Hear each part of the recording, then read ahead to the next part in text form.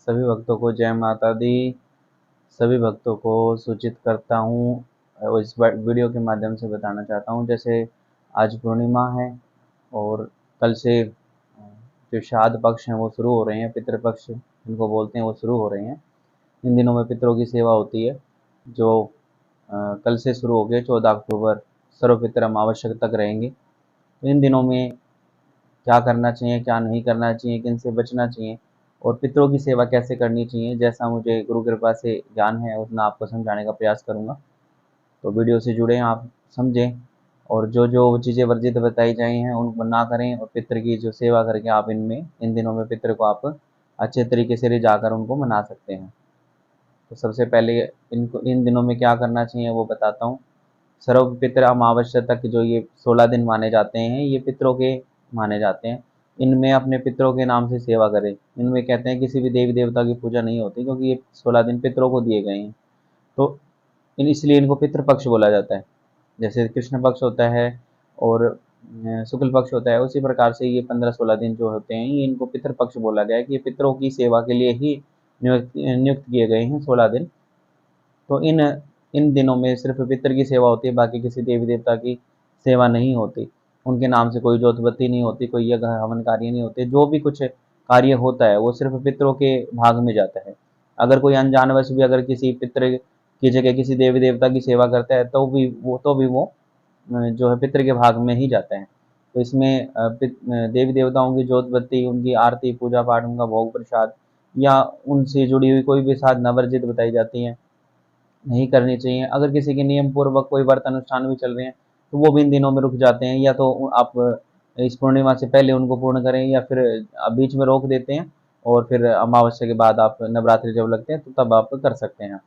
दूसरा, पितृपक्ष में अपने पितरों की सेवा कैसे करें, तो शिव पुराण के बताती है, शिव पुराण के माध्यम से ये ज्ञात होता है कि जो भी हमारे पितृ पूर्वज, हम पितृपक्ष से बोला जाता है, जो हमारे पिता के पक्ष के हैं, जितने भी हैं हमारे दादा दादी परदादा परदादी और जो कोई भी जिनका हमें ज्ञात है, निधन तिथि जो उनकी होती है, जैसे किसी की पूर्णमासी है, अमावस्या है या प्रतिपदा है, द्वितीया है, चतुर्थी है, एकादशी है, द्वादशी है, जो भी तिथि में उनका निधन हुआ है या उनका दाह संस्कार हुआ है, उसी तिथि में उनका जो है उनके नाम से भोजन जो है निवेदित करना होता है। जैसा गुरु परंपरा से सीखा है, कहते हैं पुरुष अगर कोई पितृ गया हुआ है तो उनके नाम से 4 रोटी का भोग लगता है, और जो औरत कोई गई हुई है तो उनके नाम से 2 रोटी का भोग लगता है। तो उसमें 4 रोटी जो होती हैं उनमें से 2 रोटियों के 4-4 टुकड़े किए जाते हैं। उनके ऊपर कुछ भी मीठा भोग जो भी आपने बनाया हो घर में, खीर का भोग या फिर कोई हलवे का भोग, जो भी मीठा भोग आप बनाते हैं उनमें उनके ऊपर रख के उनको कौओं को दान किया जाता है। और 2 रोटी जो बची, एक गऊ की होती है, एक कुत्ते की होती है। तो ऐसे 4 रोटियों का भोग लगता है। और जब औरत का कोई श्राद्ध निकालते हैं तो उनमें 1 रोटी में से ही 8 टुकड़े कर लिए जाते हैं। उनके ऊपर मीठा रख के कौवा का होता है और 1 रोटी गऊ गऊ की होती है। ऐसे भोजन निकालने का इसमें प्रावधान है शास्त्रों में। दूसरा, जैसे अब भोजन हम निवेदित करते हैं तो आचमनी, मुख आचमनी जरूर करते हैं। तो 3 बार जल उसकी थाली के चारों तरफ घुमाकर और उनको आचमनी दें और प्रणाम करें। और जैसे जोत बत्ती वर्जित होती है इन दिनों में, तो आप एक धूप लगा सकते हैं उनकी शांति के लिए और माथा टेक के उनको प्रणाम करें, सहर्ष उनको निवेदन करें कि ये भोग प्रसाद जो दे रहे हैं आप इसको स्वीकार करें और कौवों के लिए व्यवस्था करें।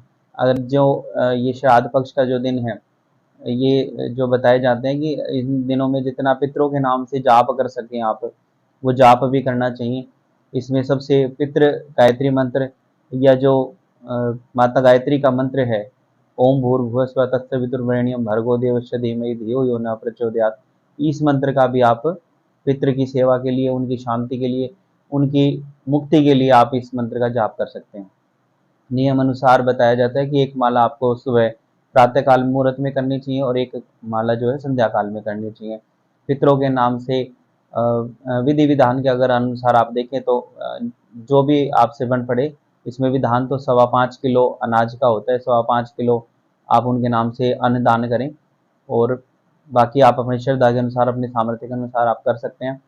और इन दिनों में पक्षियों के लिए जल की व्यवस्था करें, पशुओं को भोजन कराएं, उनके नाम से कोई भंडारा करना चाहता है तो भंडारे का आयोजन करें। जिनके घर में पितृ दोष रहते हैं तो पितरों के नाम से इसमें वस्त्र अर्पण करें, उनको फल अर्पण करें, मिठाई के भोग लगाएं, उनके नाम से जल दान करें, किसी मंदिर में गौशाला में जल की व्यवस्था करा दें तो पितृ संतुष्ट होते हैं, शांत होते हैं। जिनके घर में पितृ दोष की वजह से संतान उत्पन्न होने में वंश वृद्धि पर रोक लगी हुई है, वो हरे रंग के जो फल होते हैं वो मंदिर में दान करें तो पितृ देवता जो है अवश्य संतुष्ट होते हैं, उनकी सुनते हैं। और हर प्रकार से पितृ को संतुष्ट करने के लिए जौ का दान करें और जो घी बूरा होती है वो बनाकर चींटियों को डालें तो पितृ संतुष्ट होते हैं, उनकी सेवा जो होती है इन दिनों में तो वो आपको फल भी प्रदान करते हैं। कहते हैं पितृ के दिवस में जो भी सेवा करी जाती है उनका फल वो तुरंत देते हैं। तो जो भी इन दिनों में उनकी सेवा करता है तो उनका फल भी उनको साथ साथ मिलता रहता है, क्योंकि ये 16 दिन सभी देवी देवता जिनके भी पितृ हैं उनको भेजते हैं उनके घर पे कि आप जाओ अपने अपने हक का जो भाग है वो लेके आओ। अन्न का दान उनके नाम से सर्वोपरि बताया गया है, जल का दान सर्वोपरि बताया गया है। जो भी इस प्रकार से दान करते हैं उनके नाम से तो वो उनको प्राप्त भी होता है उसका भाग और वो आपके ऊपर कृपा भी करते हैं। जो पितृ भूखे गए हैं, प्यासे गए हैं या असंतुष्ट होकर गए हैं अपने जीवन से, अगर आप उनके निमित्त कोई दान करते हैं तब भी वो संतुष्ट होते हैं। मंदिर में कोई भी उनके नाम से कोई शांति हवन पूजा पाठ रख सकते हैं, कोई मंत्र जाप करवा सकते हैं या विष्णु सहस्त्र नाम का पाठ करा सकते हैं उनके नाम से, शिव गायत्री मंत्र का जाप करा सकते हैं। और जो भी आपको ऐसा लगे उचित आप उस तरीके से उनकी सेवा कर सकते हैं। पितृपक्ष में ये 16 दिन पितरों के नाम के जो हैं आप इसमें जो मैंने विधि अनुसार जो भोग निकालने की विधि बताई आप उस अनुसार करें।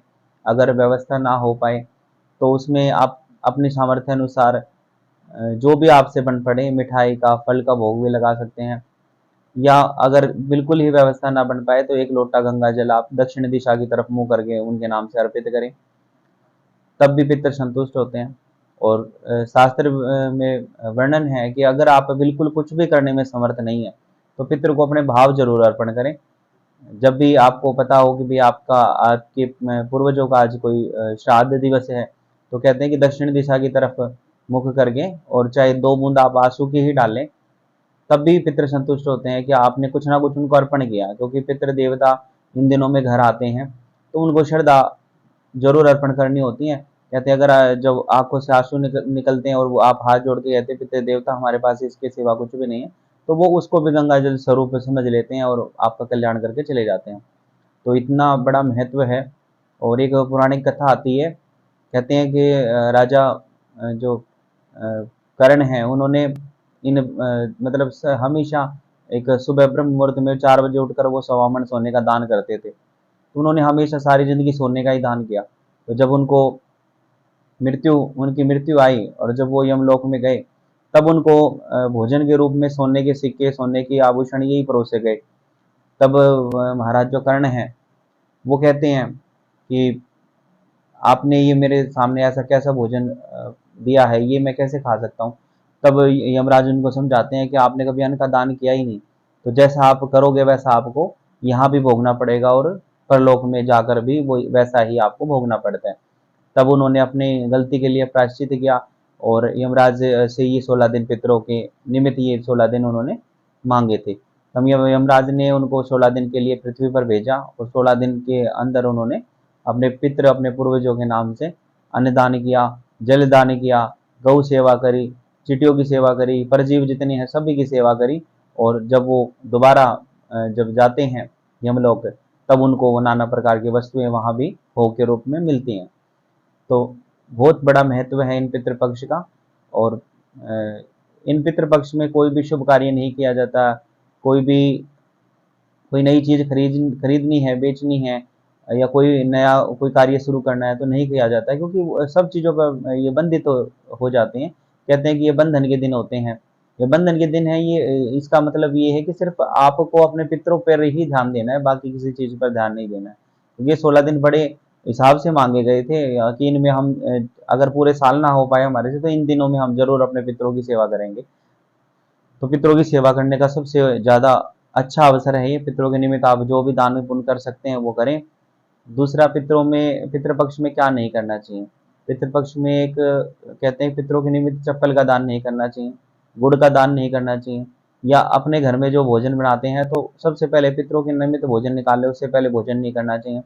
और स्नान करते हैं तो उस समय जो हमारे गंदे वस्त्र होते हैं, भोजन निकालने से पहले वो गंदे वस्त्र नहीं धोने चाहिए और साबुन लगा के स्नान नहीं करना चाहिए। जिस दिन हमारे पितरों का किसी वैसे तो 16 के 16 दिन ही पितरों के होते हैं, लेकिन फिर भी अगर कोई विशेष दिन है तो उस दिन साबुन लगा के स्नान ना करें, क्योंकि कहते हैं कि जो साबुन लगा के जो जल गिरता है वो पितरों को प्राप्त होता है, क्योंकि आप वो पितर आपके सेवा के लिए तत्पर रहते हैं, तो आप जो भी आपसे अर्पण होता है आपके शरीर से वो उसको ग्रहण करते हैं।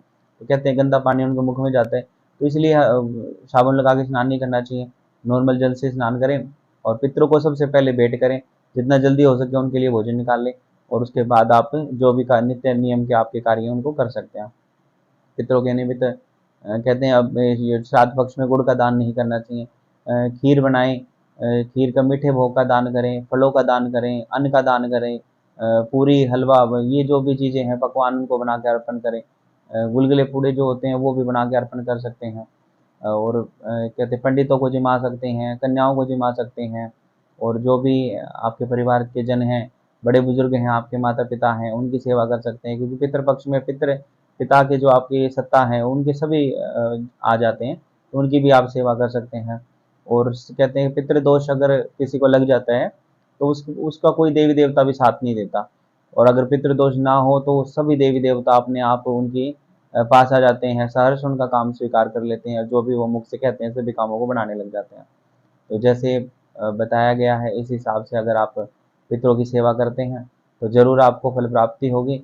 और पितरों के नाम से नाम सुमरण करना ना भूलें, पितृ देवता का नाम ले, सुबह उठते ही उनका ध्यान करें और नारायण भगवान जो हैं पितरों के आराध्य देवता हैं उनका ध्यान करें और संकल्प करें कि जो भी इन पितृपक्ष के दिनों में मैं पूजा पाठ अर्चना साधना सेवा दान जो भी करूँगा वो मेरे उनका जो फल है वो मेरे पितरों को प्राप्त हो। ऐसे प्रार्थना करें, ऐसा संकल्प करें तो भगवान जगत पति जगदीश्वर भगवान विष्णु उन जो भी आपके पुण्य कार्य होते हैं उन सभी का फल आपके पितरों को प्रदान करते हैं और पितर उसके फल स्वरूप आपको भोग और मोक्ष प्रदान करते हैं। तो जितना हो सके आप जाप करें, अन्न का दान करें, धन का दान करें, सामर्थ्य अनुसार अपने जो बंधु हैं उनको बुलाकर भोजन कराएं, बहनें हैं जो हैं उनको वो बुलाकर भोजन कराएं, दान पुण्य करें, जितना आप कर सकते हैं सामर्थ्य अनुसार उतना जरूर करें। और एक अरदास होती है पितरों के नाम से, अगर कोई आपके कार्य रुके हुए हैं तो 1.25 किलो जौ और 51 रुपये ये अरदास पितरों के नाम के लगा के रखें। और सर्वपित्र अमावस और भोजन निकालने के बाद ये नवरात्रि में ये जो जौ हैं या तो किसी सिद्ध मंदिर में दान करके आएँ, ये नहीं तो चलते पानी में विसर्जन कर दें नदी में, और 51 रुपये जो हैं वो किसी गौशाला मंदिर में कहीं भी दान कर दें, तो आपके पितर बड़े संतुष्ट होते हैं। और पितरों के नाम से अगर आप बीच में भी अगर जाके जौ का जो दान है वो कर सकते हैं, तो जल के अंदर जौ का दान करें, मछलियों को आटे की गोलियां बनाकर खिलाएं।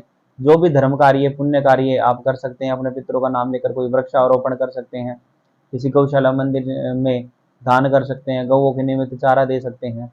हरा चारा जब गौओं के निमित्त देते हैं तो हमारे रुके हुए कार्य बनने लग जाते हैं। तो पितृपक्ष में सबसे मैं यही प्रार्थना करता हूँ कि अपने पितरों को संतुष्ट करें। इन पितृपक्ष में इन 16 दिनों के लिए दरबार में जो है चौकी भी नहीं लग रही है, दरबार को रोक दिया गया है।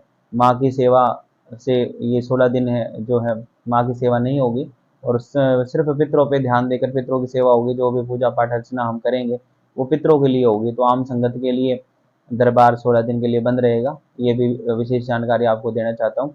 तो सभी भक्तों को जय माता दी, जय पितृदेवता की।